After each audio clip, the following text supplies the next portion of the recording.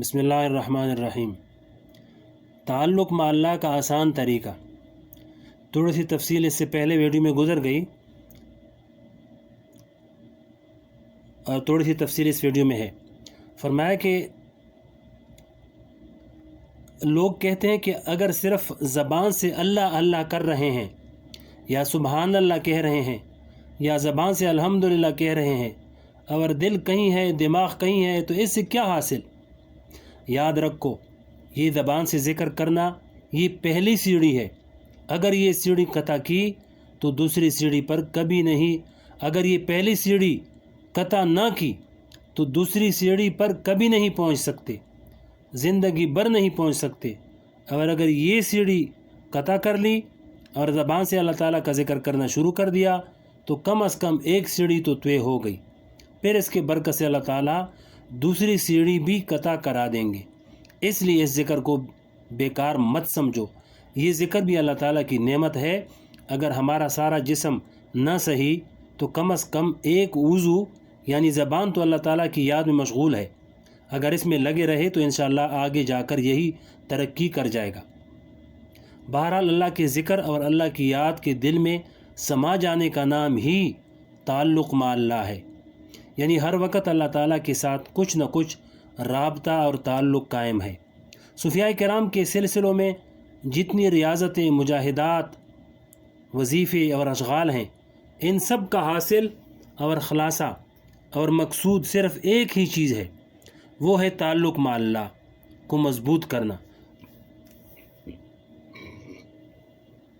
اس لیے کہ جب اللہ جل شانہ سے تعلق مضبوط ہو جاتا ہے تو پھر انسان سے گناہ بھی نہیں ہوتے، پھر انسان اللہ کی عبادت بھی اپنی بساط کے مطابق بہتر سے بہتر انجام دیتا ہے، پھر اخلاق فاضلہ اس کو حاصل ہو جاتے ہیں اور اخلاق رذیلہ سے نجات مل جاتی ہے۔ یہ سب چیزیں تعلق مع اللہ سے حاصل ہوتی ہیں۔ اس تعلق مع اللہ کو حاصل کرنے کے لیے صوفیاء کرام کے یہاں بڑے لمبے چوڑے مجاہدات، عبادتیں اور ریاضتیں کرائی گئی ہیں، لیکن ہمارے حضرت ڈاکٹر عبدالحی صاحب رحمۃ اللہ علیہ فرمایا کرتے تھے کہ اس تعلق مع اللہ کو حاصل کرنے کے لیے میں تمہیں ایک مختصر اور آسان راستہ بتاتا ہوں، وہ یہ ہے کہ اللہ تعالیٰ سے ہر وقت ہر لمحے مانگنے اور مانگتے رہنے کی عادت ڈالو۔ ہر چیز اللہ تعالیٰ سے مانگو، جو دکھ اور تکلیف پہنچے، پریشانی ہو، جو ضرورت اور حاجت ہو، بس اللہ تعالیٰ سے مانگو۔ مثلا اگر گرمی لگ رہی ہے تو کہو اے اللہ گرمی دور فرما دیجیے۔ بجلی چلی گئی، یا اللہ بجلی عطا فرما دیجیے۔ بھوک لگ رہی ہے، کہو کہ یا اللہ اچھا کھانا دے دیجیے۔ گھر میں داخل ہو رہے ہیں، کہو کہ یا اللہ گھر میں اچھا منظر سامنے آئے، عافیت کی خبر ملے، کوئی پریشانی کی بات نہ ہو۔ دفتر میں داخل ہونے سے پہلے کہو یا اللہ دفتر جا رہا ہوں، حالات ٹھیک رہیں، طبیعت کے موافق رہیں، کوئی ناخوشگوار بات پیش نہ آ جائے، کوئی تکلیف کی بات پیش نہ آئے۔ بازار جا رہے ہو، کہو یا اللہ فلاں چیز خریدنے جا رہا ہوں، مناسب قیمت پر مناسب چیز دلا دیجیے۔ ہر وقت ہر لمحے اللہ تعالیٰ کی طرف رجوع کرنے اور اللہ تعالیٰ سے مانگنے کی عادت ڈالو۔ واقعہ یہ ہے کہ کہنے کو یہ معمولی بات ہے، اس لیے کہ یہ کام اتنا آسان ہے جس کی کوئی حد نہیں، اس وجہ سے اس کی قدر نہیں ہوتی، لیکن اس نسخے پر عمل کر کے دیکھو، اللہ تعالیٰ سے مانگ کے دیکھو، ہر وقت اللہ تعالیٰ کے سامنے رٹ لگاؤ، جو مسئلہ سامنے آئے اس کو اللہ تعالیٰ کے سامنے پیش کرو کہ یا اللہ یہ کام کر دیجیے۔ اگر اس کی عادت ڈال لی تو پھر کوئی لمحہ اللہ تعالیٰ سے مانگنے سے خالی نہیں جائے گا۔ مثلا ایک آدمی سامنے سے آپ سے ملاقات کے لیے آ رہا ہے، آپ ایک لمحے کے لیے اللہ تعالیٰ کی طرف رجوع کر لیں کہ یا اللہ یہ شخص اچھی خبر لے کر آیا ہو، کوئی بری خبر لے کر نہ آیا ہو، یا اللہ یہ شخص جو بات کہنا چاہ رہا ہے اس کا اچھا نتیجہ نکال دیجیے۔ ڈاکٹر کے پاس دوا کے لیے جا رہے ہو، کہو کہ یا اللہ اس ڈاکٹر کے دل میں صحیح تجویز ڈال دیجیے، صحیح دوا اس کے دل میں ڈال دیجیے۔ گویا کہ ہر معاملے میں اللہ تعالیٰ سے مانگنے کی عادت ڈالو۔ یہ چھوٹا سا چٹکلا اور چھوٹا سا نسخہ ہے حضرت ڈاکٹر صاحب فرمایا کرتے تھے کہ اس چٹکلے پر عمل کر کے دیکھو کیا سے کیا ہو جاتا ہے، انسان اس کی وجہ سے کہاں پہنچ جاتا ہے۔ اور یہ جو مسنون دعائیں ہیں حضور پاک صلی اللہ علیہ وسلم ان کے ذریعے اس نسخے کی طرف لا رہے ہیں کہ جب کوئی مسئلہ پیش آئے اللہ تعالیٰ سے مانگو اور دعا کرو، اور اللہ تعالیٰ نے اس مانگنے کو اور فریاد کو اتنا آسان فرما دیا ہے کہ اس پر کوئی قید اور شرط نہیں لگائی، بلکہ کسی بھی حالت میں ہو اللہ تعالیٰ سے مانگو، نہ وضو کی شرط ہے، نہ قبلہ روح ہونے کی شرط، حتیٰ کہ جنابت کی حالت میں بھی دعا مانگنا ممنوع نہیں ہے۔ اگرچہ اس حالت میں قرآن کریم کی تلاوت جائز نہیں، لیکن دعا کر سکتے ہو۔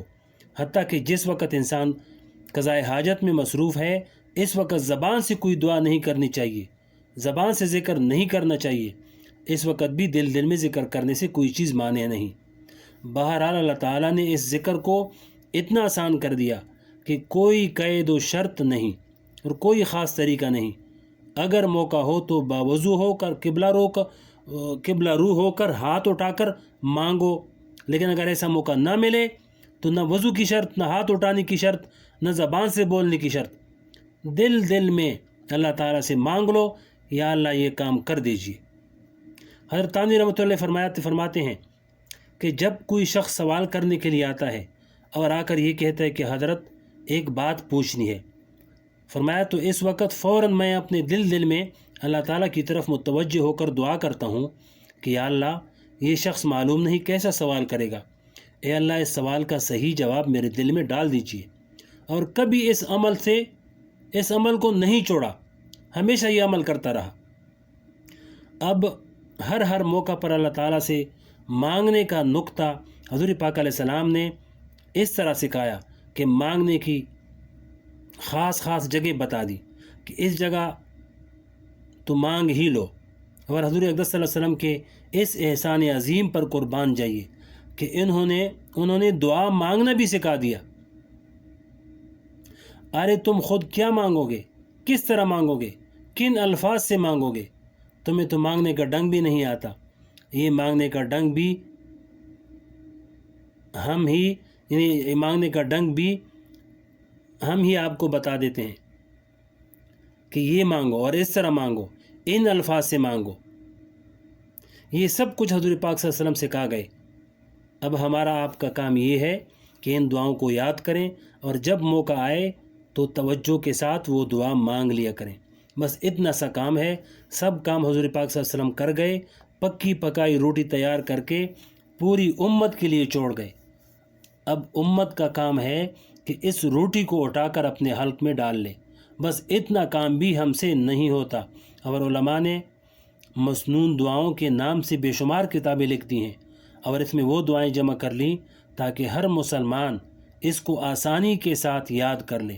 پہلے مسلمان گھرانوں میں یہ رواج تھا کہ جب بچے نے بولنا شروع کیا تو سب سے پہلے اس کو دعائیں سکھائی جاتی کہ بیٹا بسم اللہ پڑھ کر کھانا کھاؤ، کھانے کے بعد یہ دعا پڑھو، بستر پر جاؤ تو یہ دعا پڑھو، کپڑے پہنو تو یہ دعا پڑھو۔